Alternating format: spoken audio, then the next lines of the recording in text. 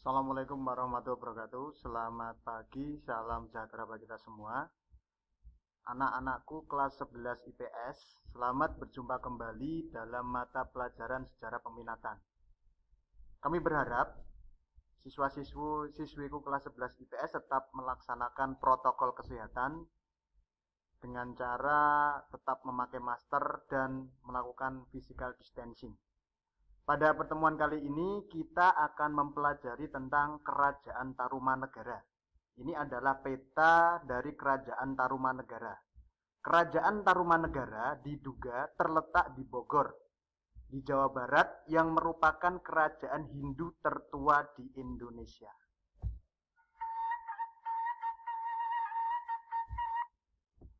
Kehidupan politik Kerajaan Tarumanegara. Sumber-sumber sejarah Kerajaan Tarumanegara dapat dibagi menjadi dua. Yang pertama, berita dari Cina, yaitu berasal dari zaman dinasti Tang. Berita dari Cina menyebutkan adanya Kerajaan Tolomo, yang artinya adalah Tarumanegara. Kerajaan Tolomo atau Tarumanegara ini mengirimkan utusan ke Cina pada tahun 528, 538, 665 dan 666 Masehi. Sumber yang kedua adalah berasal dari prasasti-prasasti di Jawa Barat. Prasasti-prasasti ini menceritakan tentang Kerajaan Tarumanegara. Misalnya sebagai berikut. Yang pertama, Prasasti Ciareteun yang berada di Bogor. Yang kedua, Prasasti Kebun Kopi yang berada di Bogor.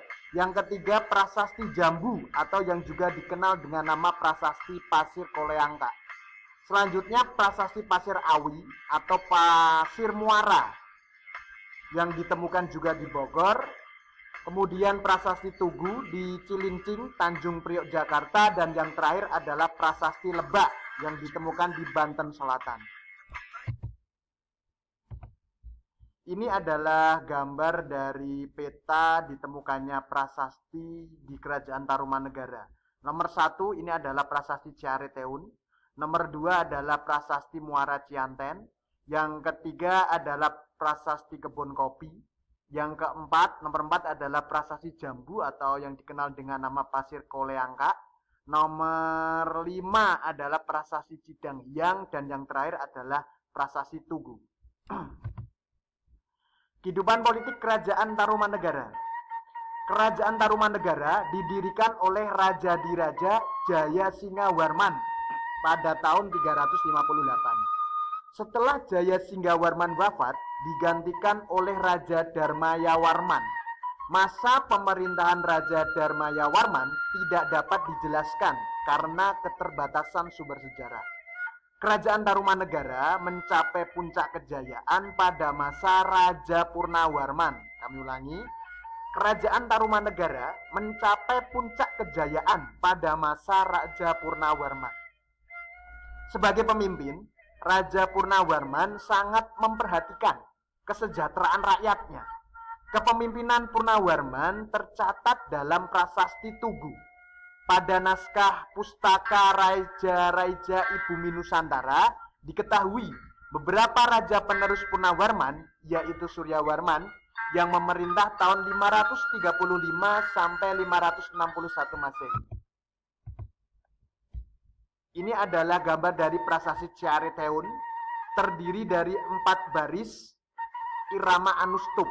Dan pada Prasasti Ciareteun ini terdapat lukisan laba-laba dan tapak kaki yang dipahatkan. Ini ibaratnya menyetarakan kaki Purnawarman dengan Dewa Wisnu. Ini adalah gambar dari Prasasti Ciareteun. Selanjutnya, prasasti yang kedua adalah Prasasti Jambu atau yang kita kenal dengan nama Pasir Koleangka. Prasasti Jambu dijumpai nama negara yang untuk pertama kali dibaca oleh Brandes atau Tarumayam. Di Prasasti Jambu ini nanti Brandes menemukan sebuah tulisan yaitu Tarumayam.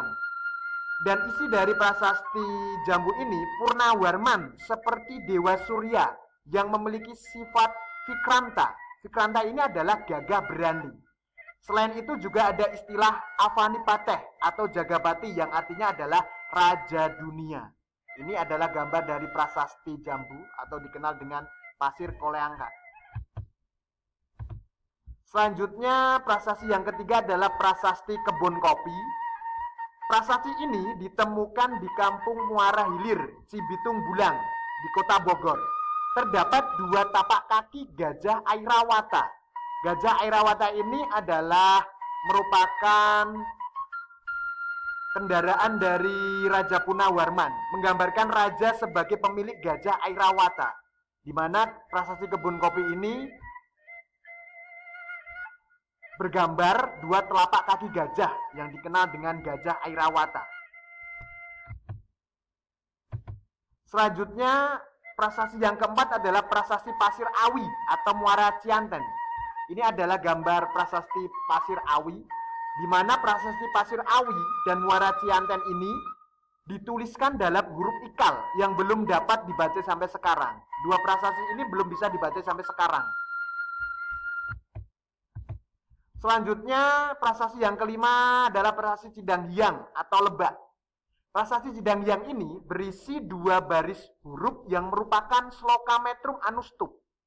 Kemudian, di dalam prasasti Cidanghyang atau Lebak ini, mengagungkan Purnawarman sebagai raja gagah yang berani.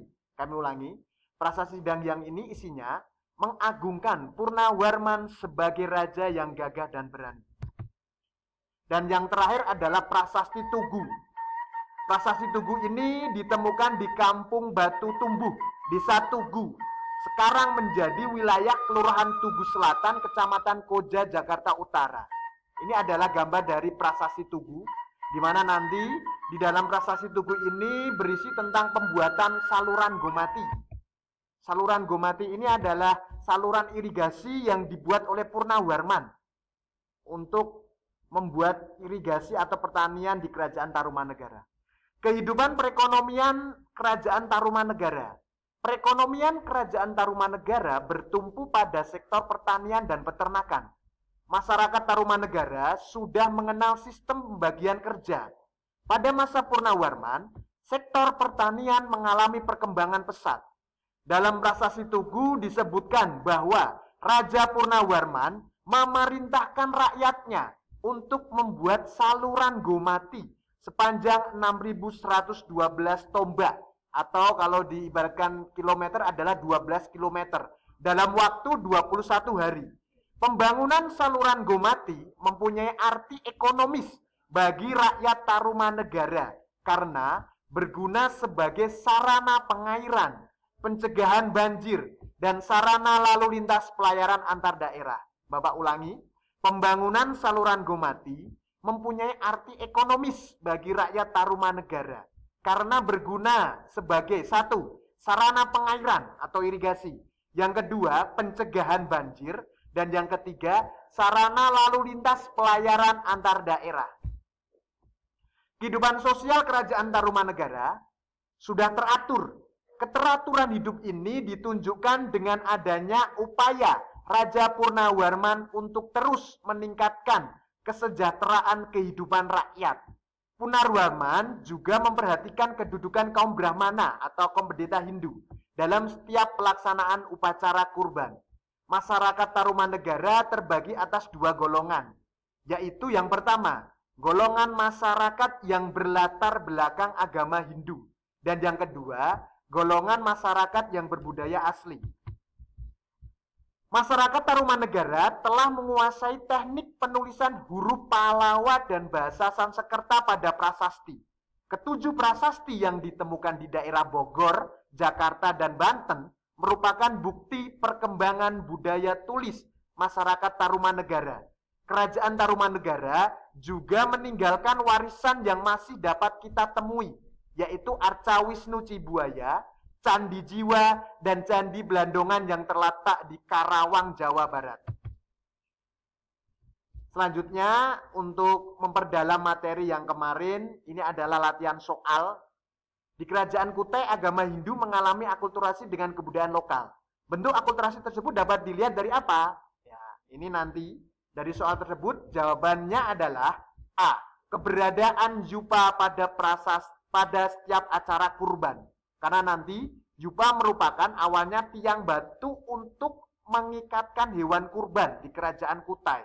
Nanti juba ini merupakan akulturasi atau perpaduan dari menhir Indonesia. Kemudian kalau dari Indianya adalah juba ditulis menggunakan huruf Pallawa dan bahasa Sanskerta.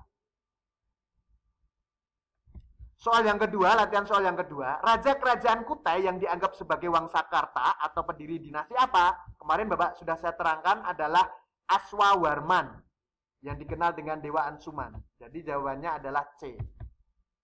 Kemudian soal yang ketiga, kerajaan Kutai mencapai puncak keemasan pada masa pemerintahan siapa? Pada Mulawarman.